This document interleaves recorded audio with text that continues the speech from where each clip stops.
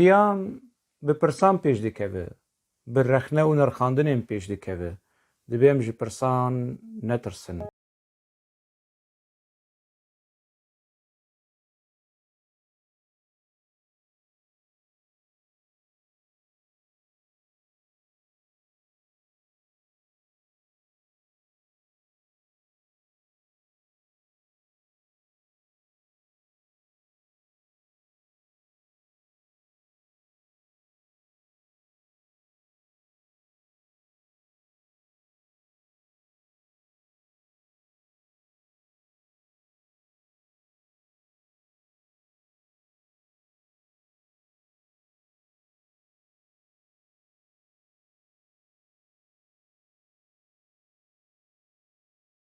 تەماشەبانێ خانی تیڤی دەماوە خۆش بێ هیوی دیکەم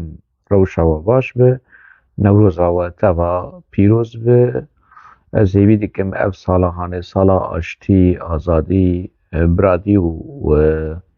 wekhevî ji bo tevaiya gelê Kurd û gelên Rojhilata Navîn be. Her kes di vê salê de xwestek û hêvî û armanca xwe pêk bîne. Di vê xelekê de dicê hewl bidim çend mijar bînin pêşberî we li ser van mijarê han çekî guftugû bikin. Di serî de berî em dest pê bikin, fincana qehwa xwe hazir bikin, da em karibin bi hevdûre qehwa xwe jî vexwin û mijarê xwe jî şirobe bikin. Fermo.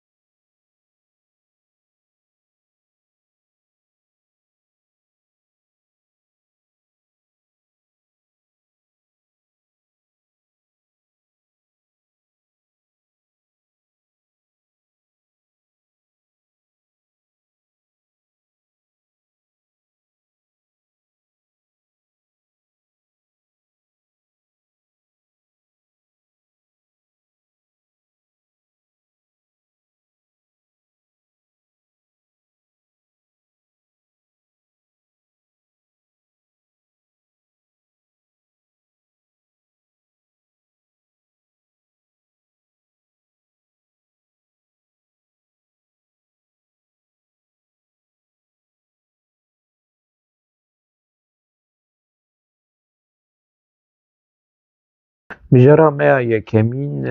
wekî we di nûçeyê jî didît mijarekî xemgîn e. Li gorî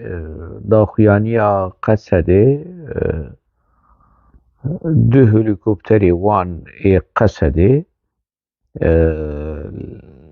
ji ber sedema rewşa hewayê ketin xwarê û neh kes neh şervanên Qesedê yek ji wan yek ji berpirsên hêzên li dijî terorê şervan Kobanî jiyana xwe ji desta neh kes neh şervan di vê bûyera hanê de jiyana xwe ji destan sersaxî ji bo malbatê wan û yenî ev şervanê han helbet dema li ser kar bûn li hemberî aktivîstên Kurd û li hemberî kesên rexne li PKK dikin ya li PYD ya li Xwedîseriya Demokratîk hinek rexneyên wan helwestê wan hebû ev şervanên han dibin emr û teelîmatên PKK hinek tiştên ne li rê li derbayê rê kirine hinek tiştên baş jî kirine ji ber li hemberî terora Daişê yanî tiştên baş jî kirine divê merevê jî ji bînin ziman. Mijar ew ku yenî du helîkopter ev helîkopter yenî helbet neyê Qesedê ne وهليكوبتري يعني هليكوبتري اگر ایەکیتین اجتماع بن اگر ایەکیتین اجتماع بن و دبکو ایەکیتین اجتماع بن يعني چما ناين هێزن قەسەدێ ji قام شلو nabin ji bo dihokê bibin ewana çawa çûne dihokê ewana çawa çûne kampên PKK kampên ji ev bûyera hanê wilo ji cem Xwedê de yani ispat dike girêdana qesedê û PKK heya çi dereceyê heya çi asteyê şervanên qesedê ji devera dihokê wê rabe bi dî helîkopterên yekîtîn nîştiman heta niha yekîtîn nîştiman negotiye helîkopter êminin qesedê jî nikare bêje helîkopterên qesedê gerek li herêma qesedê bi wê li dihokê çi be eger ê PKK bin PKK ji kur aniye bi helîkopterê haniye bûyerekî erê xemgîn e û heqwasa kes jiyana xwe ji têz yani ji dest dan lêderî li ber gelek pirsa kirin yani eger ev helîkopterên PKK bin helîkopterê PKK li herêma Kurdistanê çi dikin helîkopterên PKK bere li Dêrsimê bin bere li Amedê bin bere li Botanê bin li herêma parastina Medya li Qendîlê bin li deverê nêzîkî dihokê ev helîkopterê PKK ji çi dikin ji kur anîn yani a didwa yani eger ê hevpeymaniya li dijî terorê bin dabin yekîtîn nîştiman jî dabe PKK ketibe xizmeta PKK ev jî derîk vedike ji ber yani ji bo raya giştî ku ev kesên han yani çekên Emerîkî eger helîkopter Emerîkî bî yani tek kes bibe ku ev helîkopter Emerîkî ne çawa ketine xizmeta PKK çawa ketine destê PKK demekî gelek tiştên din ên Emerîka çekên Emerîka çekên NATO ketine hindirê ketine nav destê PKK û PKK wan bi kar tîne yani gelek yani ev bûyera hanê derî li gelek mesela vedik û gelek tişta jî tezî dike yani ev tiştên ku qesedê dibêje ez eleqam bi PKK tune têkiliya me PKK tune û tiştîn ev derewê hane eşkere dibin li dû vî derewê hanê jî yani rewşa Emerîka û NATO jî dikeve rewşekî şermezariyê ku yani nema dikarin meselê veşêrin yani bi çi rengî bi çi şêwazî pîne bikin pelçîn bikin veşêrin ev jî yani matmay li gorî bi daxuyaniya qesedê dît yani qesede hema dibêje bila li bayê bezê yani gewdê şervanên ku jiyana xwe ji dest dane herêma Kurdistanê bere zû ecele wan teslîm bike ji bo wan veşêrin hala bi seya bo bêhna xwe bere lêkolîn hebin bere kamera naz bike wan kesê han belkî ne ji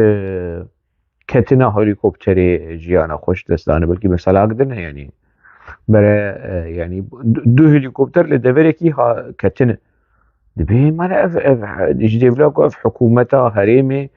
qesede bang li hikûmeta herêmê bike ku lê pirsîn vebe ev perçeyên ku li erdê were dîtin gerek perçeyê di helîkoptera be ne yekê be ji ber çi ji ber ku yani li gorî daxuyaniya qesedê didone lê hin agahiyên din dibêjin ku yek ketî û adin helîkoptera din xwe xelas kirî çûye mijar tarîye mijar pêwîstî bi lêkolîn û vekolîn û ronahîkirinê ev ronahîkirin û lêkolîna şefaf û zelal li cem PKK û medya PKK ji xwe tune yani ancak yek nêzîkî biryarê ji nava PKK qut bibe û rabe û nêzîkî bûyerê û rabe van mesela eşkere bike mesela çacî di nav yani gelek tişt ji mir hat yani ser WhatsApp û ser Messenger hinek agahî gîhaştin me hinek agahî yani ne zelal yani حتى هناك جمر شاندن قوتن دبكو آلدار جيد نافده بي يعني خودينك يعني أزنا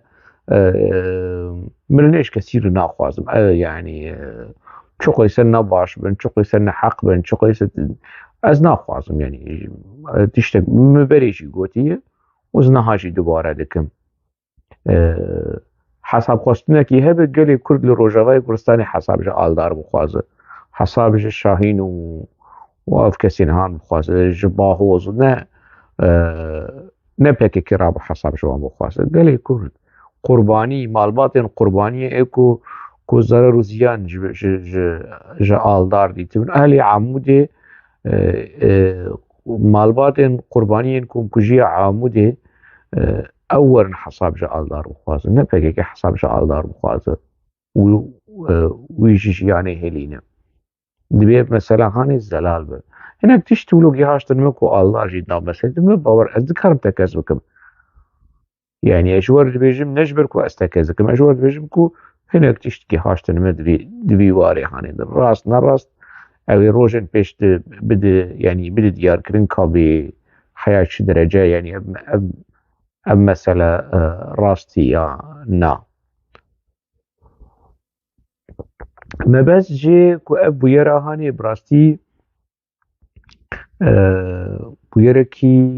dirî li gelek pirsa û tirsa û gumanan vedik yani li ser herêma Kurdistanê ku PKK gihaştî bi qunaqa bikaranîna helikoptera hala drone me fêm kir yani firokên bê pîlot me fêm kir em tê gihîştin ne meseleyê me nas kir lê helikopter ne mesele zehmet yani helikopter ji herêmê rabin û bê yani bê yemekî lawaziyekî dwarê ewlekariyê ê herêma Kurdistanê jî de heye yani hêzekî siyasî dikare helikoptera bikarbîne û ji dervayî kontrola deselatdariya herêma Kurdistanê yani ev ê heya çi derece dikeve xizmeta ewlekarî dibe ragihandina başûrê Kurdistanê yani aliyên peywendîdar vê meselehanê sergoyê xwe nabêjin baş li ser rawestin û bikolin û yani nas bikin gelo ev helîkopter ê yekîtîn îjtimanî ya na me piçekî destpêkê şopand ke hala medya yekîtîn îjtiman bi hesabê meselê kirî ya na di destpêkê de behs nekir û piştre me dît ku Bafil Talibanî sersaxî şandî ji malbatên Qesedê re yani Bafil Talibanî gelek caran tiştên bi vî rengî çêbûne Bafil Talibanî sersaxî neşandî divê bûyera hanê de sersaxî şandî yani gelek bûyer çêbûne ku qurbaniyên Qesedê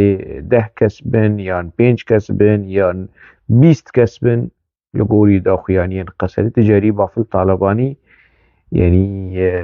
neşandiye divê bûyerê de şandiye yemekî mesela çîrokek heye yani çîrokek heye li dûvê meselehanê yekîtîn îjtiman di nav de ye di nava vê meselê de eger yekîtîn îjtiman di nav de be yemekî rewş pir xerab e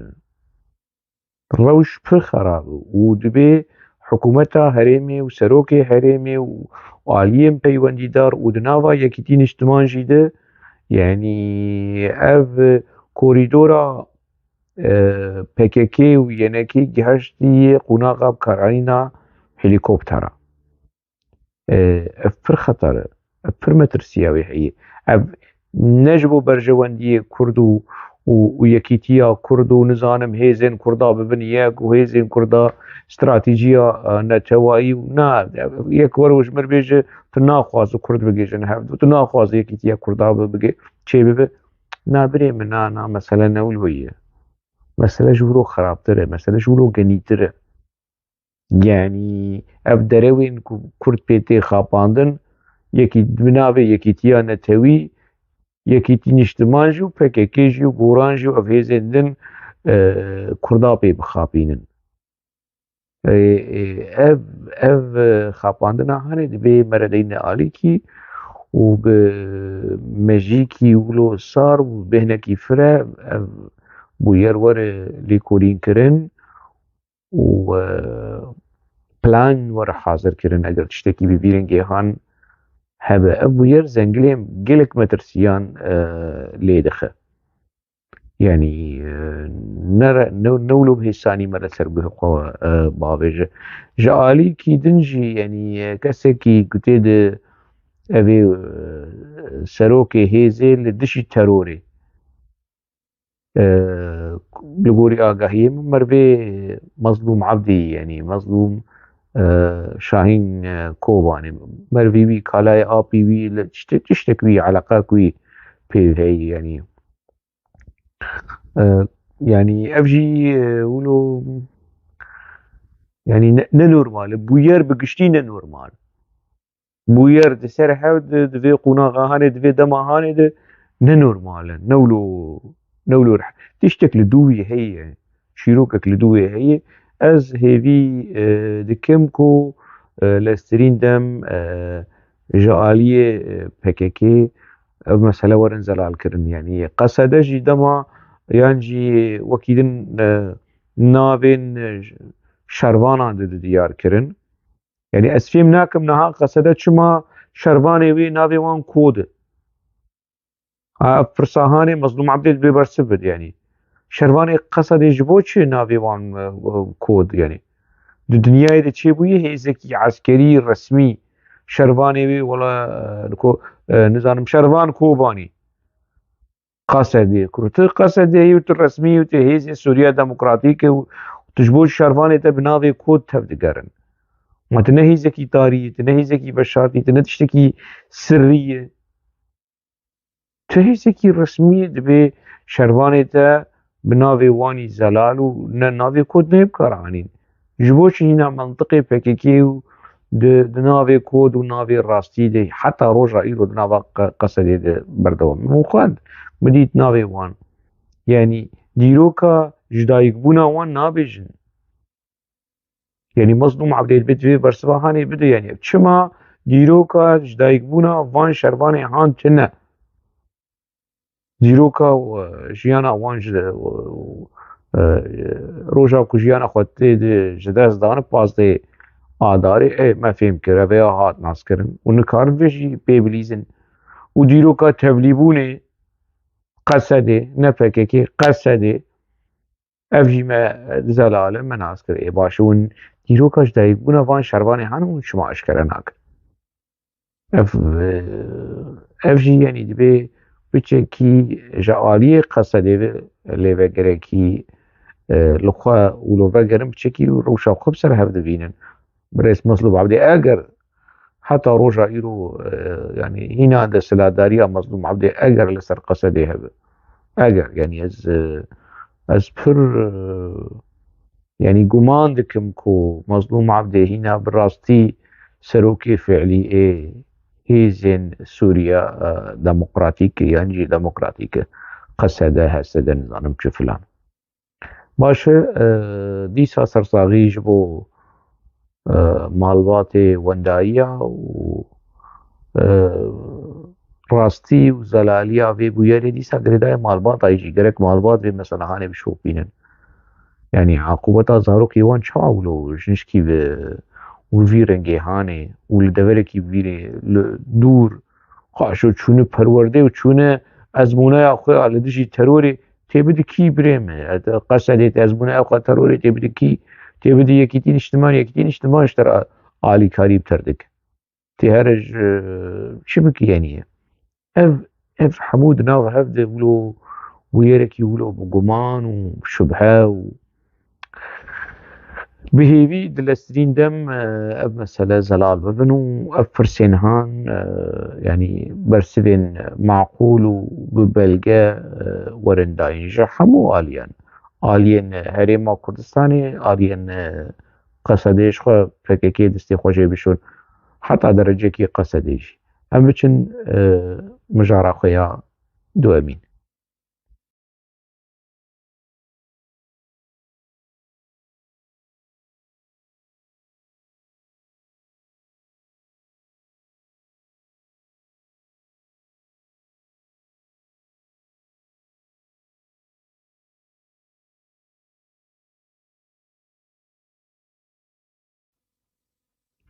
برادرين من هذا خوياي يعني او تاسو حمامة بري يعني تجاري درس وانا وسودا ج تجربة ناقرن ووي نقرن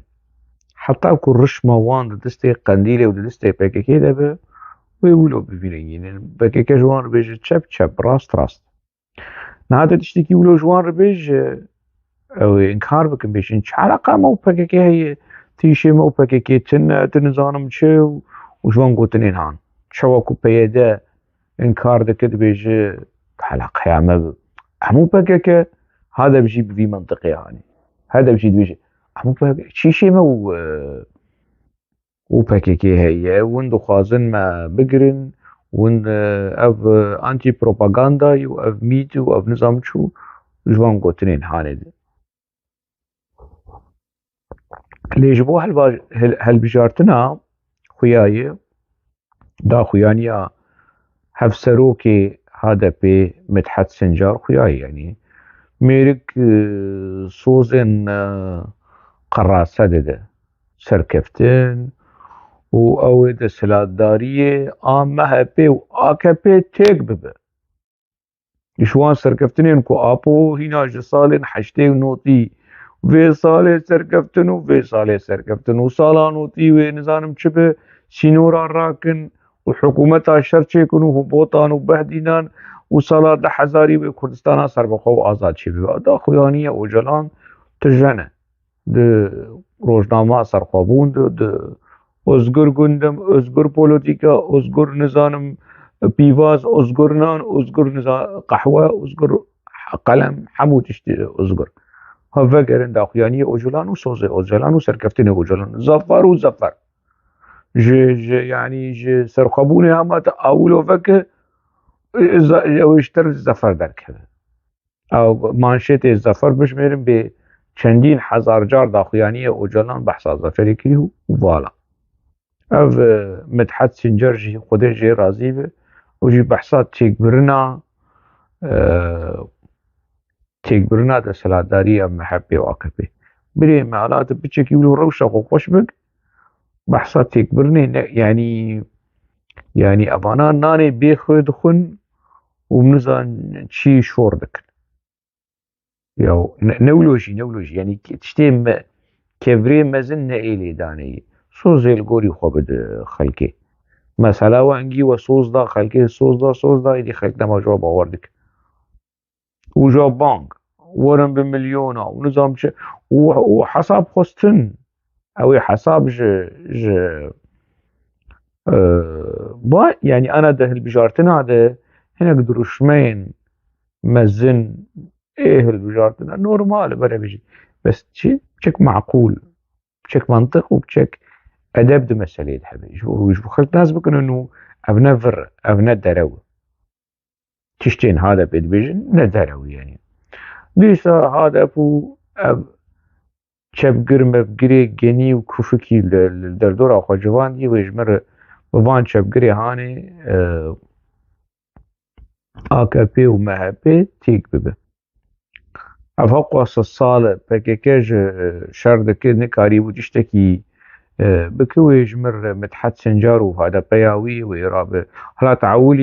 تعولي صلاح الدين دمرتاش زنداني درخي نوديسا فقرين نافخوا عثمان بايدمير فقرين نافخوا توان كسين كو غزبا بكيكي بسروان دا هاتيه تبكيكي اقناع بكو كوفانا ولاد باريزن بي بي سي الوان شو قدار بكن تبي مسألة هاني تبيك بينا امشتر رازينه AKP جيت وچاخي برناس كو تكار AKP جيتك بب اگر تبي بيك اني دو سوزكي دو بيش جا داخيانياوي جيد چيروكا عردهجي وجا چيروكا عردهجي ويدي شي AKP ايه AKP بيس AKP نباش AKP خرابه AKP نزانم چه و اعلا دستلاداریا پککی لروجاوای کردستانی بمليارا پرد کبی بچه پککی بمليارا پرد کبی بچه پککی ابری چندا کی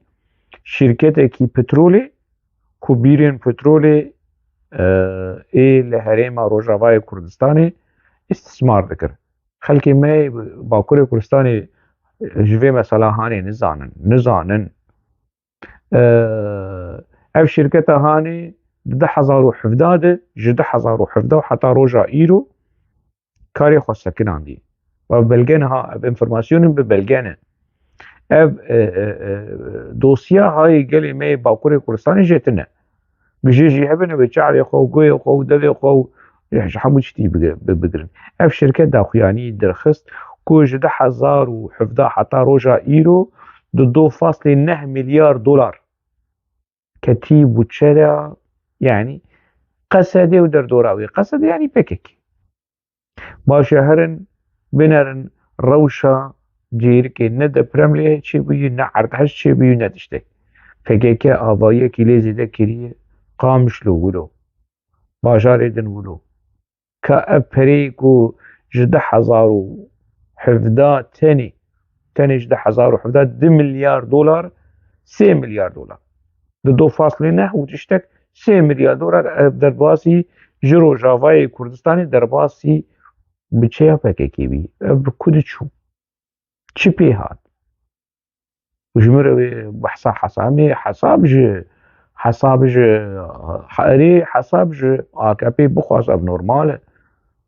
Dibêt hesab ji AKP bixwaz, bes dibêt hesab ji PKK jî bixwaz.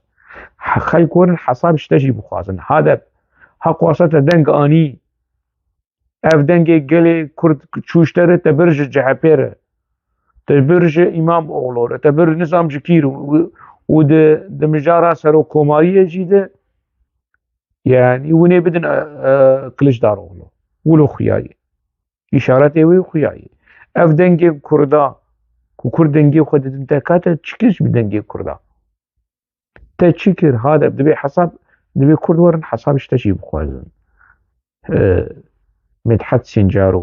û hevserokê Perwîn Buldan û nizanim çi filan û ev derdora anê. Ka yanî we ji Kurda re çi kir bi van dengê hanê? Yani ez fêm nakim ev kirtiya hanê ji kur hatî ji wan re yani xeta sêyemîn. Êm em ne desthilatdarî û ne opozîsyon em xeta sêyemîn. Hey xwelî ser xeta sêyemînî çi? Ev kîjan kerd vê zanebûnê dayî te? Layê birê Abdullah Öcalan, Ömer Öcalan derdikeve û ne tenê ew yani zimanê di devî wî di zimanê PKK'yê yani. Êm em xeta sêyemînin, êm ne ev ne ev. Kuroçê ne ev ne ev. Tu diçî parlamentoyê tu çawa guhertinê çê bike? Tu çawa hikûmetê têk bibe? Tu bi tena serê xwe û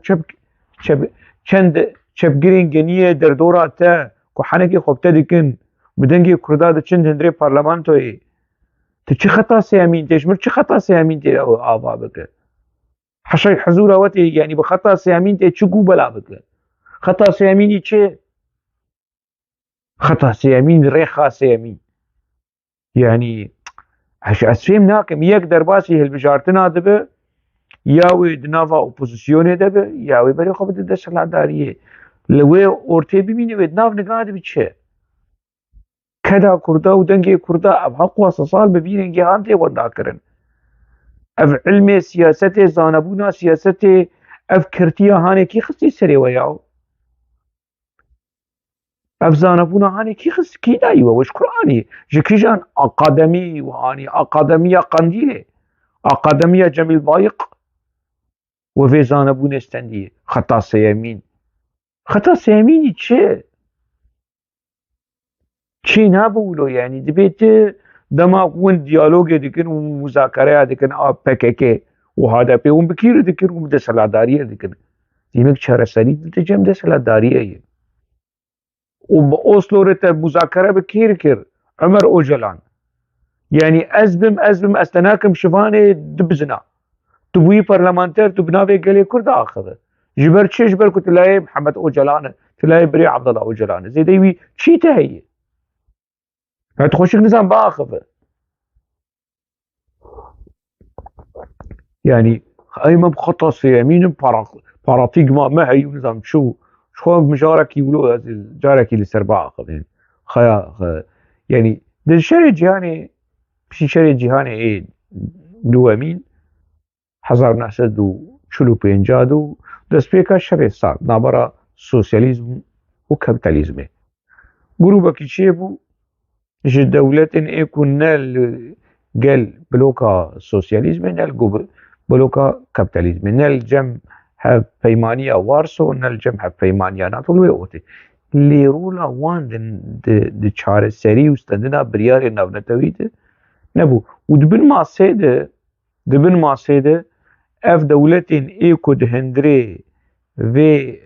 bloka sêyemîn de dibin masê de ya bi sosyalîzmê redawin distendin ya bi kapitalizmê redawin distendin.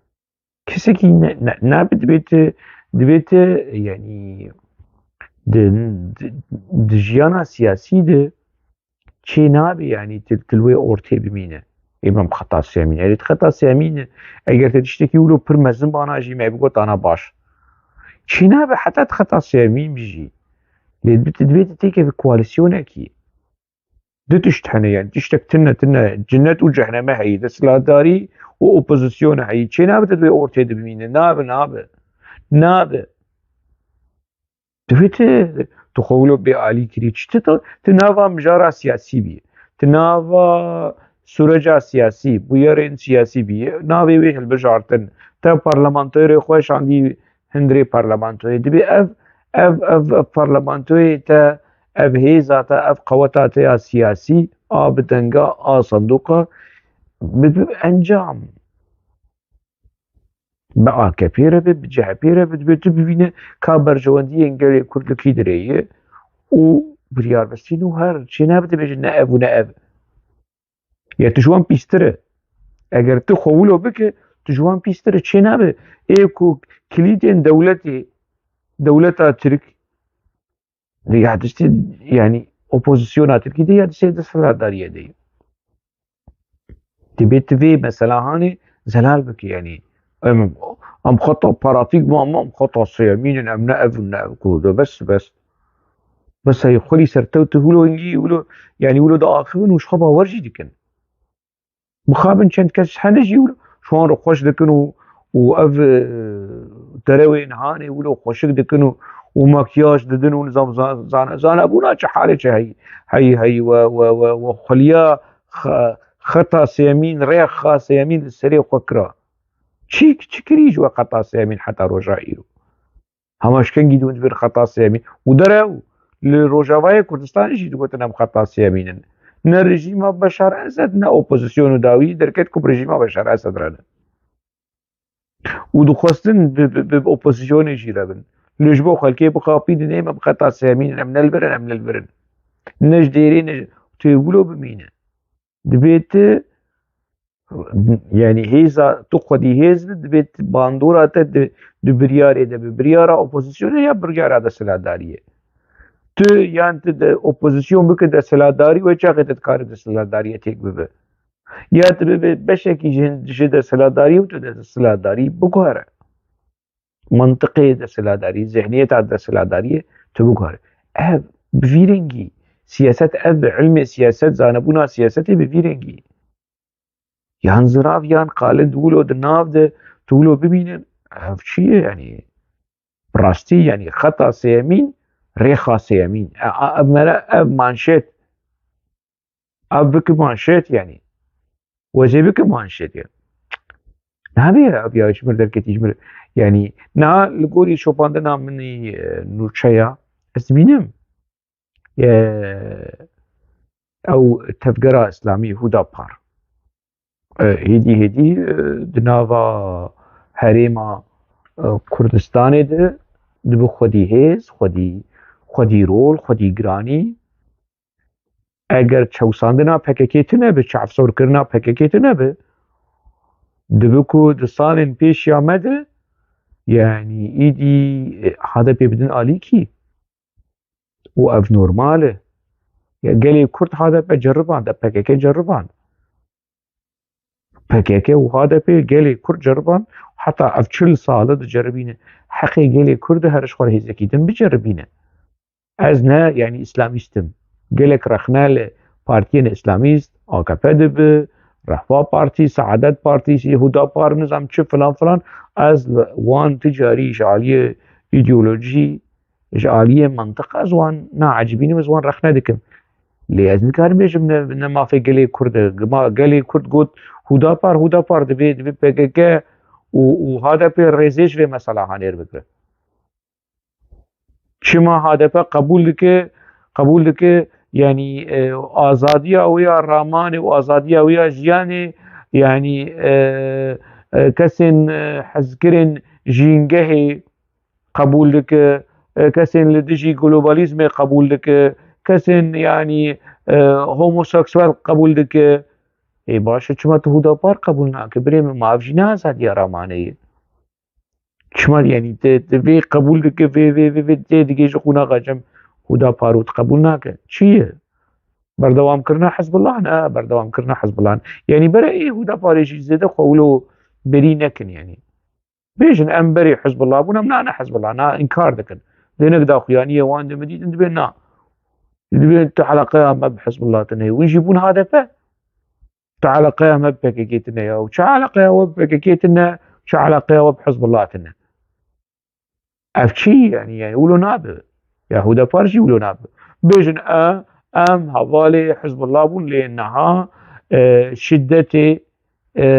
تندية ام قبول ناكن PKK لهم بري ما تنديد صالين نوتي كاراني ماشي لهم بري PKK بكاراني وان يكيش ما كشت ما ددوا كشت وان ددوا كشت ما شعرا كشت وبيرنجي تفليكو مسألة يعني عكس بو يعني شهدوا كشتن PKK شهدوا كشت حزب الله PKK كشت PKK حزب الله كشت شهدوا كشتن هر دو جي جري دائمي تيبون برنا PKK جو خوش مسألة بشو نه حزب الله بشو وكرد قربانية في مسألة هاني بون ميت هر دو آلية كردكي چبگر كردكي اسلاميست برا هفدودا وهفدو قلاندن هفدو كشتن بالصدا بحزارة هفدو كشتن وميتو دولة التاكور شخور الوان تماشا دك داوي ميت آبوجي قرد وچوجا بسر حزب الله ده سروكي حزب الله جي حسين ولي اغلو ادم قينابي ويتشاغي ويجي كشت يعني بيجن هودا بار ونجي بيجن ام حزب الله منطقي مولوي كسكي جور نبيج چون شما اسلاميستن وان شما دچن جامعه وان شما لميج ناب حقي وي كس نكاريش كثير بيجي تشما تشمزقفتي تشما دچ ديري تشما نظام فلان تشما آزادي وديمقراطيه ابا ونجي كتن نافا ديمقراطي والبجارتن وتشتم بفيرنجي يعني شفاف من زلال بن يعني وولو ويركي بيجن ام بري حزب الله بون ام نهانا حزب الله ام حزب الله وشدته حزب الله ام عجبين خلاص يعني از دبينم كو حزب الله بيش تشيه ودبكو يعني چند سالين بيش ياما اگر لخوة گرن اگر خورخنه بكن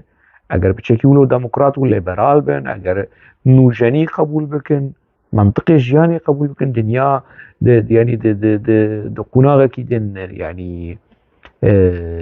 ناي تنكرن جيان مرة نكار جياني تنقا بك جواكي تنقا بك ازو ونكسك وك بكيكي وك ابوچيا نزيكي مسألة ببن ولو نابه ولو جاي هدا بار جيوان دابك نها هدا بار دچن دانوستنه خب AKP را چه دکن کواليسيون خب AKP را چه دکن کس نکار جوان رو بك عيب کس نکار جوان حقي وانت حقيتي كسي تنيه هر جوان بك عيب دس هلاداري وجلان ابوي ود بيجن هرن AKP را بدنو وبستينم هدا بار دچ هيزكي سياسي بچوكه دبن شعب سوريا PKK وهذا بيدي وكي خوتيخ بن باسكي خوتيخ بن دس باسكي دس هلاداري هيزي سياسية ايديولوجيك نزيكي كي نزيكي هدا بار بچه هدا بار بچه جمعه برجواندية هدا بار بخواز هر بسياسات ولود بيشه نمسألة ايديولوجيك بجهة بيره بجهة بيره بك بهذا بيره بهذا بيره بك برجواندية سياسي اف منطقة سياسته بفيرنجي هاني از ولو فهم ديكم يعني هدا بار نها دوان هالبجارتني هاني ده لغوري يعني باوريا من وجه سالم بري خورتر بو و بلكي يك بد دو به پارلمانتری وانجي چه ببه پارلمانتری هدا پاري پارلمانتری حزب الله ji tivingê ji şiddetê li hemberî PKK ew ê bigê ji qunaxa ku endamên Hizbullah di hindirê parlamentoya Tirkî de hebin û hêdî hêdî jî yek bibe di do bibe çar, çar bibe heşt û bi vî rengî hanî heta ku Hizbullah jî bibe hêzekî siyasî helbet wê wilo rehet nemîne wê problem û kêşeş aliyê dewleta Kûr ji aliyê PKK wê hebin divê Hudapar û Hizbullah jî xweş vê meselehanê hazir bike venegere Hizbullah yek bi yek venegere Hizbullah vegere Hizbullah dewleta Kûr vê dixwaze PKK jî vê dixwaze lê bimînin siyasî hey hedef nabe siyasî rişmê xwe xistî distê Qendîlê qaşo nivîskarin qaşo parêzerin û dîplomat tehsîllîn û nizam zanin û filan filan lê kadrokî PKK şivan dikare hedefê hemû şerkiliya xwe bivû bîne Hudapar jî bi vî rengî eger çewsandin hebe eger êrîş hebe bere venegere Hizbullah dîsa şer û xwîn û pevçûn û kuştin û yani bi wî mintiqe hanê yani mintiqê İslamî nêzîkî meselê hebû çaxa zulm û zordarî li ser İslamê di destpêka wê li ser pêxember hebû sebir bike heta ku Xwedê ferecê bişîne ama vegere wek berê dîsa Hizbullah û çavdû bikuşin û Kurd li Farqînê û li Amedê û li Batmanê li Kolana werin kuştin yek ji PKK yek ji Hizbullah ê wilo xelas em ê vegerin 30 sal şûn divegerin 30 sal berê û xwîna Kurda ji vî alî li Kolana biherike û dewleta Kûr û Cîtem û Mît û AKP û MHP û CHP hemû ji Kurdan li çepka bixin Kurdên çepgir û Kurdên İslamîst hevdû dixwin xwîna hevdû vedixwin ev ya kafir e û viya jî nizanim ê çepgir jî ê İslamîst bêje kevneperest e nizanim rastgir e û nizanim çî û filan filan vî mintiqê hane berê kesek xwe paqij neke ya Hudapar jî têkiliya wê bi Mîtê re hebû bi dewleta Kûr re hebû heya qunaxekî PKK jî ji dema damezrandinê û heta roja îro şik û şibhet û gumana li ser PKK û têkiliya bi dewleta Kûr û Mîtê re heta roja îro heye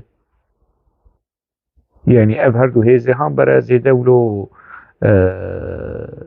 di vê meselehanê de yani her du dizê qulekî ne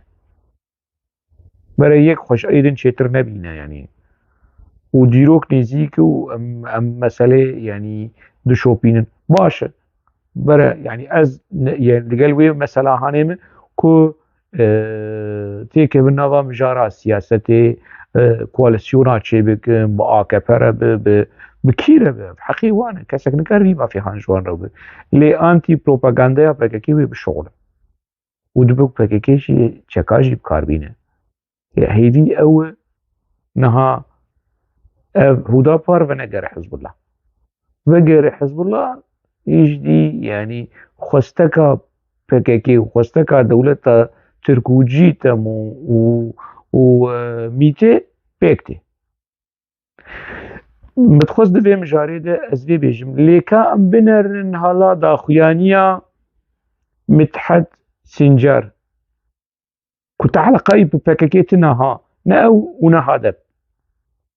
teeleqa wan bi PKK ne dûr ne nêzik tune kesek nebêje ha kî bêje ku eleqeya hedefê bi PKK re heye ev alîkarê Mîtê ye û alîkarê antîpropaganda û şerê taybetê dewleta Tirk e kesekî nebêje wilo ez nabêjim lê ev daxuyaniya Mithed Sincar dişebihê daxuyaniyekî ne ez ê biaxivim كان بنر از ناخذ ام بنرن بآخافتنا مدحت سنجر لسر عدهجي لسر تكبرنا حلوشاندنا آكابا ومهبا يعني فان خالن نوروز كو ببسر هلدان وبمليونان دا كذا نظام استثمارا مثلا عردهجي جبور رخنين سياسي لهمبري آكابا فان خالن كود داخويانيا مدحت سنجر ده وديد كالا ده آخافتنين كيشي ده هنه نهامي بنرن كان بنرن وبشرا بقر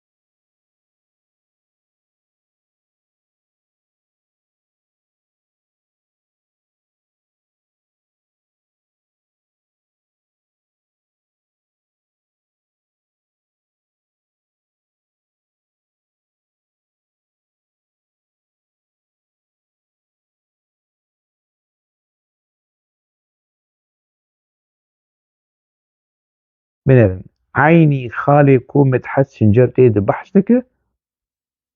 كوا بفي منطقة هاني سوزن سركفتني وسوزن هلوشاندن وتكبرنا ده سلاداريا آكابا معبا وتشيروكا عردهجي وبانقا بمليونا خلق دا كبن نوروزا وبيروز كرنا نوروزا كي دي بيجي برپرسا PKK انداما كونسيا PKK نزانم چه ديرسم وداخويانيا كجاكي وداخويانيا PKK ev her sê daxuyanî mijwar di vîdyokê di civand ji anafê xalên ku Midhet Sincer subhanallah çi tesaduf xalên di daxuyaniya Midhet Sincer de aynî di daxuyaniya daxuyaniyên ê kejekê û ê PKK û ê berpirsa PKK de bû. Tu dibê qey çi sudfekî wilo ecêb sudfeyê ha ne ku benîştê devê Midhet Sincar de ew benîştê PKK'yê ye. Na haşa lillah. Tu eleqeya PKK û Midhet Sincar û HDP tune ye ha. Kî wilo bêje xizmeta şerê taybet dik. Kî wilo bêje alîkariya dixwaze HDP wergirtin hey xwelî li serê we be. Eger we daxuyanî carê da birêz Midhet Sincar dengê min tê te. Ew ê hinek vê vîdyohan ji te re bişînin. Eger carî te û hevserokê HDP پروین بولدان و ایدن و داخویانی دا وگرن مالپرا PKK و داخویانی PKK و کجکی ببینن که پچکی داخویانی و نه کوپیا ای PKK و ای کجکی بو افش بو و نباش پچکی زانبن خواه شیرن پچکی زانبن هول بدن پچکی دولتی بلگیا ندن دولتی بلگیا ندن آکبه هاي خولي سري و اف سياستا وي سستو بستو كوندكن ما شواچي ما قيون بغبغانه يعني هما داخويانيا PKK و كجكي چبن گرك حمود و چارچوي هانه دبن ما بچكي كرياتيف بن مالنا خراب نو بچكي كرياتيف بچكي تشتكي ولو بيجن نكوبيا PKK و كجكي وك نافروك بره خمناك لنكوبيا به يا عيب سياسة مدار يعني وسياسة مدار چنه ونچنه يعني بچكي كسايتي انسياتيف واهبه بچكي كرياتيف بن بچنين جدا بيجن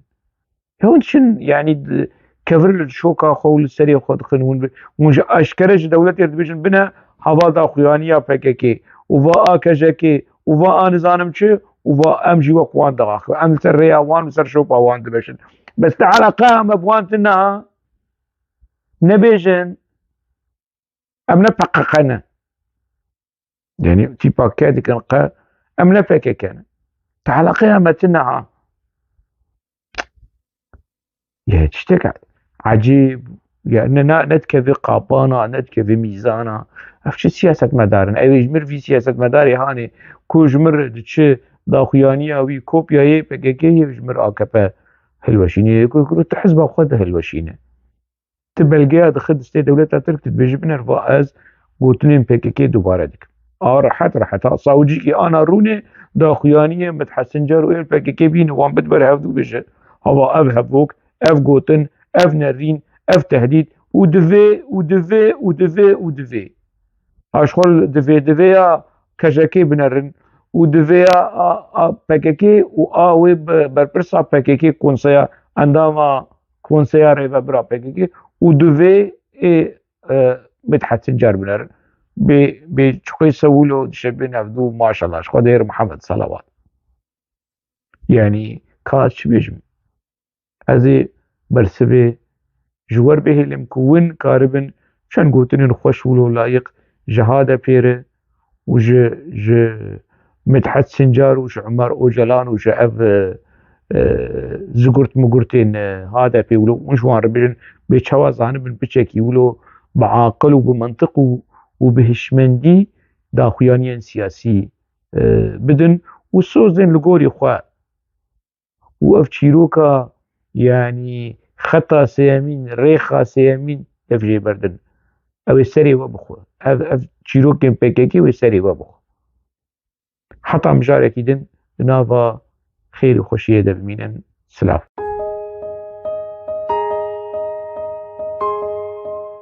جیان به پرسان پیش دکوه به رخنه و نرخاندنین پیش دکوه دبیم جی پرسان نترسن